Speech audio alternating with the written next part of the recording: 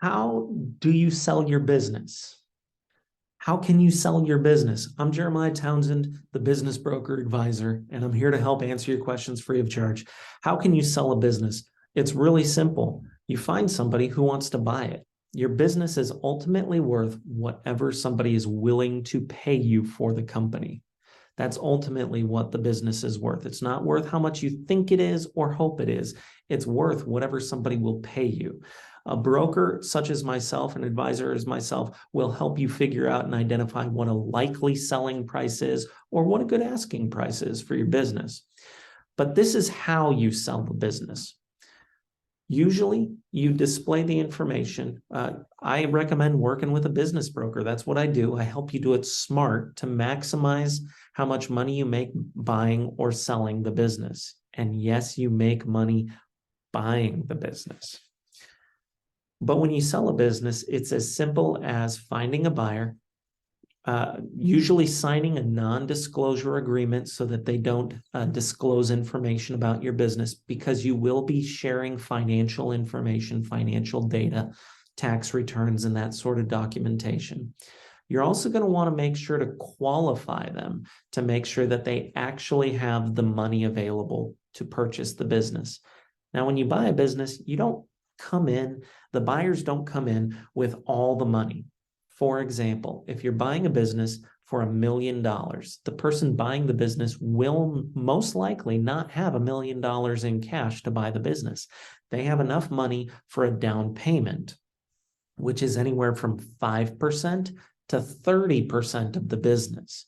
And I recommend at least 10% when you're acquiring a company. It's not always the case, but they need to have something available. And then they take that, they go to the bank, they take your financials to the bank, and they say, and the bank is who actually provides the loan for coming up with the other portion. So how do you sell your business? You have to find that buyer. They're going to want to sign a non-disclosure agreement, and you're going to want to make sure to qualify them before they actually look at the financials. You're going to say, look, I'm asking for XYZ. I'm looking for so much of a price. Do you have money for a down payment? Do you have a bank who's going to qualify you for a loan? Because if you don't, there's no sense of us moving forward. And any buyer, a qualified buyer, really should have the financial backing to buy the company. It's not always the case when you're selling to a family member or maybe a long-term client or a long-term employee. Sometimes you make them a sweetheart deal and you bring the deal together. But generally, if somebody's going to buy your business, they should have at least 10% down that they're putting on. They should have a bank who has sort of pre-qualified them to acquire the business. And then you're going to go through, provide them the financials. They will provide a letter of intent. After you've given them the NDA, and in the business broker world, we will often provide what's called a CIM, that's CIM, for confidential information memorandum. What that does is it gives them a brief overview of the financials and the business without giving them your actual tax return data. Sometimes we'll include that with your authorization, but it's a brief overview of the business. And the reason they want that is it helps them understand the business and the value the company represents. It helps justify your asking price on the business. And if they review that CIM and that data, then they should provide a letter of intent, or they say, okay, let's move to the next stage with due diligence and due diligence qualifications, where they review some of the financials with their CPAs and lawyers and all of that. So that's the process of how to sell a business. I recommend going to a broker. We put out a teaser of information for people that does not tell who the business is. It does not say where it is. It might talk about the region. We tend to qualify buyers with a non-disclosure agreement and a proof of funds to make sure they have at least 10% down to say, yes, I'm a serious buyer. We then provide a CIM report, a confidential information memorandum on the business. They review that, and if they're serious, they provide a letter of intent. There are two types of letter of intent. One is a binding letter of intent. One is a non-binding. It's very common to have a non-binding letter of intent. that says we're serious about buying this. We need to review the company. We need to review the financials. And they look in depth at the financials. The seller, when they read that letter of intent, there's usually some dates and deadlines on it, and they'll sign off saying, yes, I accept this letter of intent. And there's usually a 30 to 60 day window where the buyer has ability to review the financials on the business. During that process, they'll have many conversations back and forth between the buyer and the seller, or the prospective buyer and seller.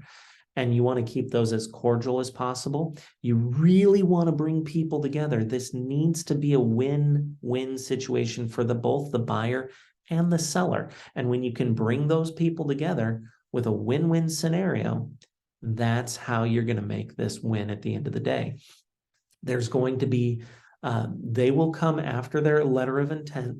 They will come within that 60 days. They will make a formal offer.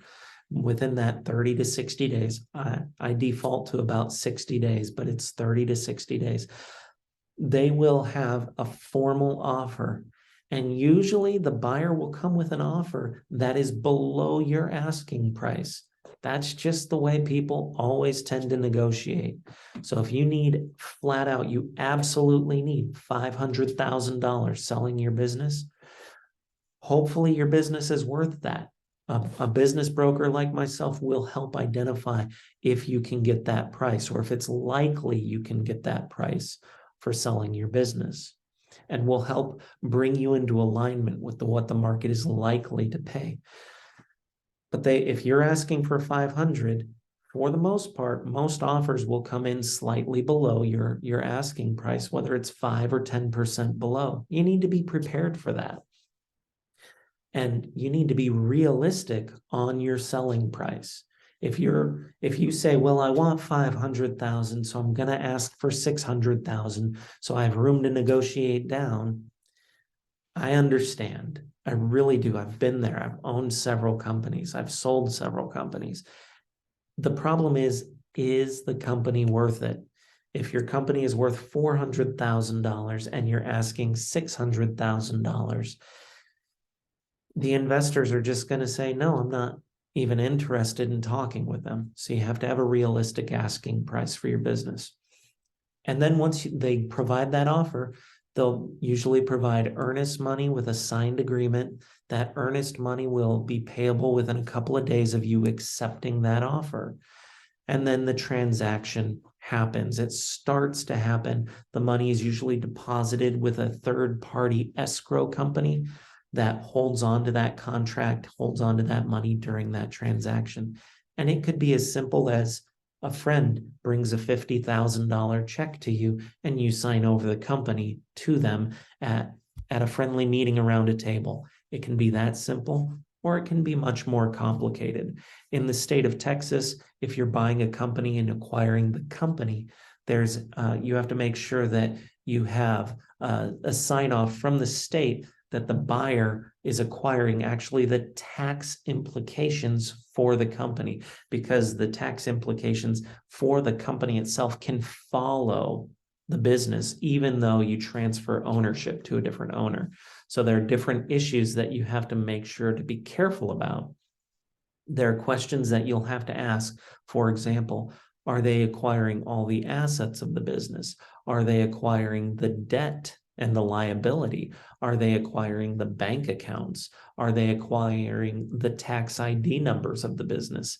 These are all questions that you're going to have to ask. And the buyer or the seller might assume, hey, these are coming with the company. And one person or the other might say, that money in the bank is mine, or that account payable is money that I've already done the work for, I've already paid the expenses, and now that money is due to me. So that all needs to be part of your negotiations. And I've seen it a lot where these issues are not dealt with in the beginning and they're overlooked. And that's where Business Broker comes in and helps you avoid hopefully all, but at least many of those issues. So if any issues do come up, they help resolve those as you move forward. That's how you sell a business. You make sure you do it right and you walk through that process. So if you have any questions, reach out to me. I'm Jeremiah Townsend, the business broker advisor. Thank you so much for your time, and I look forward to helping you. Remember to like and share this video, post it, share it with your friends. And here's the one question you really need to ask. Who do you know who is ready to buy or sell a business? Get them in touch with me. Thanks.